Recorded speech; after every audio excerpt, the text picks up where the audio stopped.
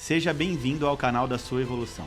Conecte-se com esta mensagem e viva uma verdadeira transformação na sua vida. O Evolução Diária de hoje já vai começar. Olá, queridos, bem-vindos à Evolução Diária de hoje, segunda-feira, dia 30 de setembro de 2024.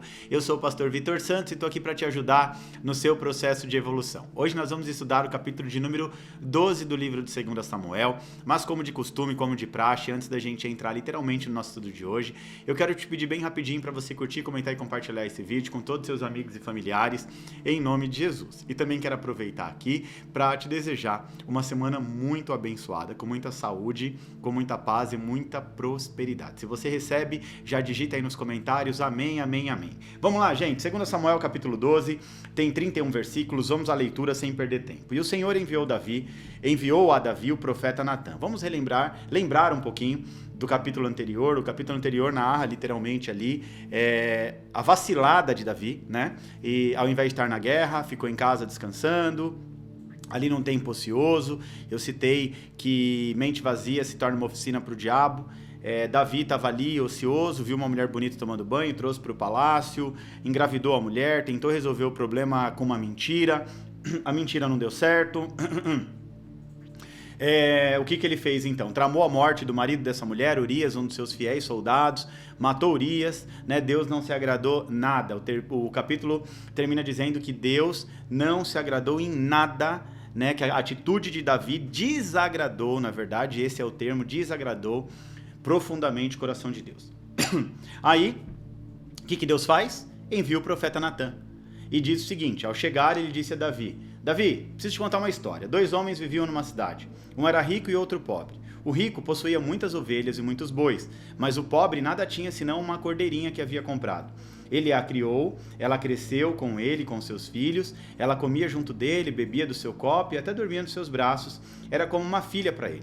Certo dia um viajante chegou à casa do rico, e esse não quis pegar uma das suas próprias ovelhas ou um de seus bois para preparar uma refeição. Em vez disso, preparou para o visitante a cordeira que pertencia ao pobre. Então Davi encheu-se da ira contra o homem e disse a Natã: juro pelo nome do Senhor que o homem que fez isso merece morrer. Deverá pagar 4 vezes o preço da cordeira, porquanto agiu sem misericórdia. Então Natã disse a Davi: você é esse homem.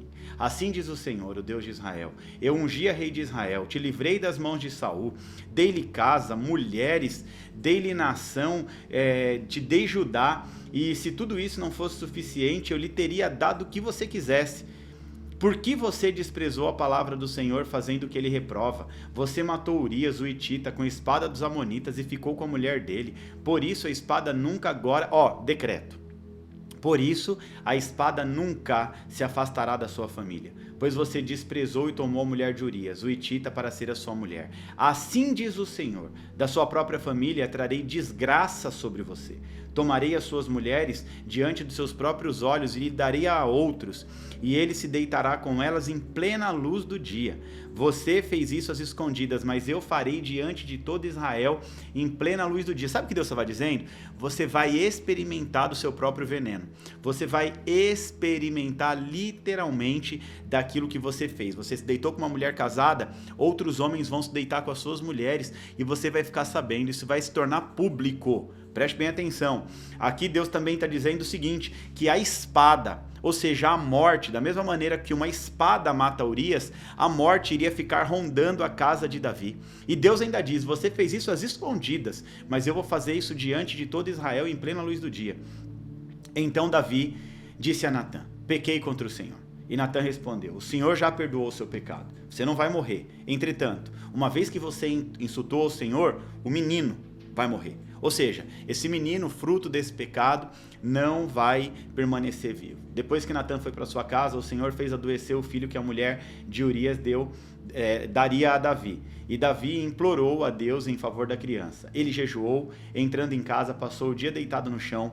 Os oficiais do palácio tentaram levantar do chão, mas ele não quis. Ele se recusou a comer. 7 dias depois que a criança morreu, os conselheiros de Davi estavam com medo de dizer que a criança estava morta e comentavam: enquanto enquanto a criança ainda estava viva, falamos com ele e ele não quis escutarmos. Como vamos dizer que a criança morreu? Ele poderá cometer alguma loucura. Davi, percebendo que os conselheiros cochichavam entre si, compreendeu que a criança estava morta e perguntou: a criança morreu? Sim, morreu, responderam eles. Então Davi levantou-se do chão e lavou-se e perfumou-se e trocou de roupa.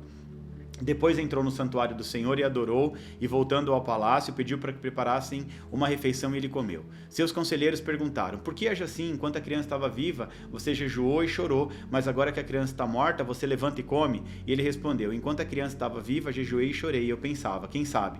Talvez o Senhor tenha misericórdia de mim e deixe a criança viver. Eu costumo dizer, só um parênteses, que enquanto há vida, há esperança. E era literalmente o que Davi estava fazendo aqui. Enquanto esse menino está vivo, eu ainda tenho a esperança, né, de que ele vai permanecer vivo, de que eu vou conseguir tocar o coração de Deus com a minha atitude.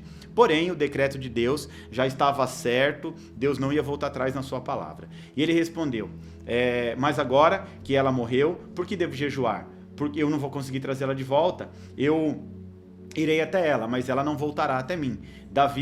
E depois Davi consolou a sua mulher, Batseba, agora sua mulher, e deitou-se com ela, né? E aí ela engravidou de novo e teve um filho. Então aqui a gente vê que a história vai se desenrolando com o passar do tempo, a quem Davi deu o nome de Salomão e o Senhor o amou. Então esse aqui Deus aprovou, tá? Isso aqui já mostra o coração de Davi, um coração arrependido. Quando o profeta Samuel repreendeu a Saul, lá no comecinho do livro de 1 Samuel, Saul não reconhece que ele pecou. Samuel diz: mas foram os meus soldados. Aqui não, aqui a gente já vê Davi dizendo o seguinte: eu pequei contra o Senhor. Ele reconhece o erro dele, né? E por isso enviou o profeta Natã para dizer a Davi que o menino deveria se chamar Gedidias. Enquanto isso, Joabe atacou a Rabá dos amonitas e conquistou a fortaleza real. Então mandou mensageiros a Davi dizendo: lutei contra Rabá, apoderei-me dos seus reservatórios de água, agora convoca o restante do exército, cerca a cidade a conquistá-la, senão eu terei a fama de havê-la conquistado. Então Davi convocou o exército, foi a Rabá, atacou a cidade e a conquistou. A seguir tirou a coroa da sua cabeça, a cabeça de Micom, né? A coroa da cabeça de Micom, uma coroa de ouro de 30 quilos, ornamentada com pedras preciosas, e ela foi colocada na cabeça de Davi. Ele levou uma grande quantidade de bens da cidade e levou também seus habitantes, designando os trabalhos com serras, picaretas, machados, além da fabricação de tijolos. Davi fez assim com todas as cidades amonitas, depois voltou com todo o território, com todo o seu exército para o território em Jerusalém. Vamos lá, vamos entender esse texto aqui em nome de Jesus. Capítulo 12 de 2 Samuel narra o confronto do profeta Natã ao rei Davi. Um verdadeiro confronto do profeta. Davi, ele comete o adultério com Batseba e ele planeja ali a morte de Urias, né, o marido dela. Natã vai vir e vai contar uma parábola sobre um homem rico que tomou uma única ovelha de um homem pobre, provocando ali indignação em Davi. Então Natã revela que a história é uma representação simbólica dos atos do próprio rei Davi. Ele confronta Davi dizendo que Deus sabe do seu pecado e que vai castigar ele, castigar muito seriamente por isso, né? Mas também diz que Deus perdoa Davi, mas que as consequências pelos atos seriam severas. O filho que ele teve com Batseba, esse logo adoece e morre, como resultado do juízo divino. Davi então lamenta profundamente busca pela misericórdia de Deus em jejum e oração, mas não tem jeito, a criança acaba morrendo. Após o período de luto, Davi conforta ali Batseba, tem um outro filho com ela, agora nasce Salomão. Esse vai ser um homem muito significativo na história bíblica, vai ser o próximo rei, né? Que mais adiante vai ser muito abençoado por Deus. E o capítulo termina com Davi retornando às suas responsabilidades. Olha só, agora ele volta a fazer o que ele nunca deveria ter parado de fazer, volta para suas responsabilidades militares, liderando a conquista na cidade de Rabá, né? Então agora ele volta a fazer aquilo que ele nunca deveria ter deixado de fazer, cumprir o seu propósito. Davi volta a fazer aquilo que ele nunca deveria ter deixado de fazer. Prática, gente, uma lição prática de 2 Samuel é que, embora Deus ofereça perdão àqueles que se arrependem, as nossas ações podem ter sérias consequências. Mesmo havendo perdão, as nossas ações têm consequências. Por exemplo, o pecado de Davi, adultério e assassinato, 2 pecados gravíssimos, adultério e assassinato, né? Ou seja, foi um pecado extremamente grave. E mesmo após o arrependimento sincero, ele agora vai ter que enfrentar sérias consequências. incluindo a perda desse menino, já do primeiro filho dele com Batseba. Isso vai nos ensinar sobre a seriedade das nossas escolhas, a seriedade das nossas escolhas e o impacto que elas podem ter, não só sobre as nossas vidas, mas também sobre a vida de outras pessoas.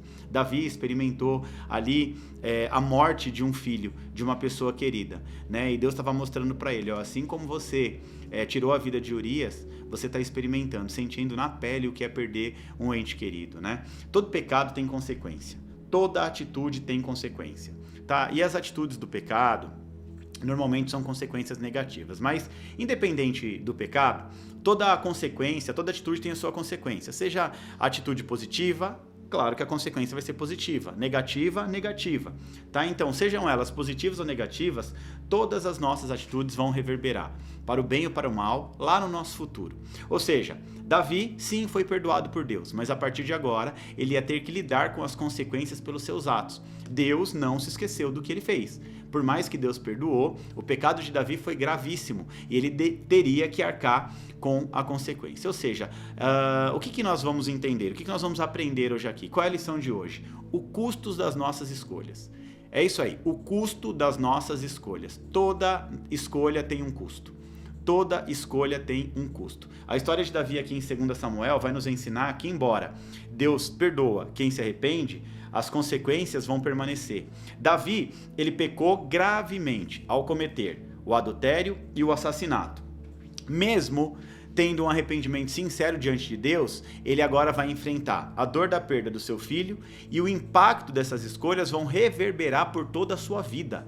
Daqui para frente, Davi vai sentir na pele o que ele fez no capítulo anterior, se deitar com Batseba, cometer um adultério, um assassinato, mandando matar o marido da mulher. A partir de agora, ele vai sofrer várias e sérias consequências por causa de um ato. Davi tinha um monte de mulher à sua disposição, várias esposas, e decide se engraçar com uma mulher casada. E olha aí o problema que ele arruma para dentro da casa dele. Não só para ele, mas para a família dele. O pecado pode ser perdoado. Agora, as consequências permanecem. Mesmo o arrependimento não remove automaticamente os resultados das nossas escolhas. Isso nos ensina a refletir profundamente antes de agir. Esse texto bíblico me faz lembrar a minha primeira formação em teologia, há muitos anos atrás, Faculdade Batista Teológica de São Paulo. Eu fiz o curso básico em teologia. E o professor, ele explicou que todo pecado tem consequência. E ele abriu as mãos e começou a mostrar o passo a passo do pecado e das consequências. Ou seja, o primeiro ponto é o pecado em si. A pessoa, ela peca, acha que não vai acontecer nada, mas aí tem a consequência do pecado. Ou seja, por mais que Deus perdoe, por mais que a parte ofendida também perdoe, tem a consequência. Por exemplo, uma mulher traída. Uma mulher traída vai sempre desconfiar. Esse cara vai comer o pão que o diabo amassou, né? Em toda situação que envolve pecado, tem uma consequência séria, até zerar tudo isso e a pessoa voltar a receber o favor de Deus sobre a vida dela, né? Então, mesmo pecado perdoado, né, existem consequências que muitas vezes vão permanecer por muitos anos. No caso de Davi, foram anos e anos, mesmo ele demonstrando arrependimento automaticamente, na hora. Mas ali o resultado da escolha dele ia permanecer por muito tempo. Então, isso nos ensina que nós precisamos refletir, pensar profundamente antes de agir. Davi estava ocioso, esse tempo ocioso, né?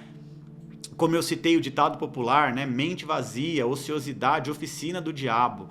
Né? E aí Davi, ele cai numa situação muito complicada, adultério, assassinato, e vai trazer desgraça para dentro da casa dele. Nesse capítulo nós estamos vendo um inocente morrendo, o filho dele, inocente, morrendo.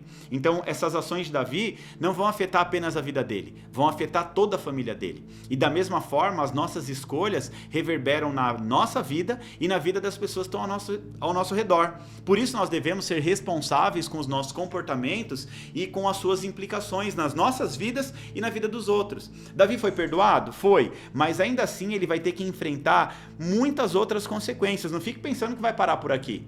Vai só morrer o menino e acabou. Não, vai acontecer muita coisa, muito desastre na casa de Davi. O perdão de Deus, sim, nos dá uma nova chance, mas ele também nos chama a crescer e aprender com as lições que surgem em meio às consequências. Conclusão, gente, essa história aqui nos ensina a viver com sabedoria e com responsabilidade. Nós devemos sempre nos lembrar de que as nossas escolhas, sejam elas boas ou ruins, elas estão criando ondas que vão impactar o nosso futuro e também das pessoas ao nosso redor. Então, todas as nossas escolhas, você precisa entender, toda a escolha do presente, toda e qualquer escolha do presente vai trazer consequência para o nosso futuro. Seja uma boa escolha, vai te trazer uma consequência boa. Uma escolha ruim, péssima, vai te trazer uma consequência péssima. É literalmente a lei da semeadura. Aquilo que você planta é aquilo que você colhe. Davi plantou sementes negativas, sementes de morte. Davi plantou semente de adultério, semente de assassinato.